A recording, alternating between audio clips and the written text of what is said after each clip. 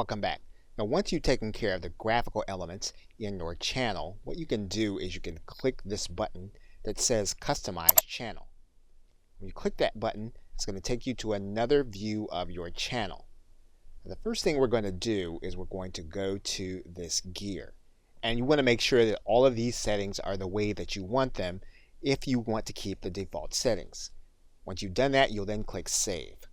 Now, the other thing you can do is you can then click the About area. When you click the About area, you're going to be able to add in some detail. For example, you're going to be able to customize your description. And again, you want to be aware that this description is going to also appear on YouTube for your channel. Once you've completed your description, you can then click Done. You can also write in a specific email where you want inquiries to go about your content.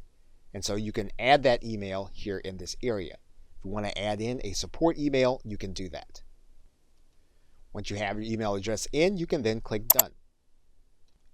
You can also add links to your channel, and these can be promotional links. You can click this arrow, and you can add in custom links that will appear as icons on your channel. So for example, we can click in and put in a URL.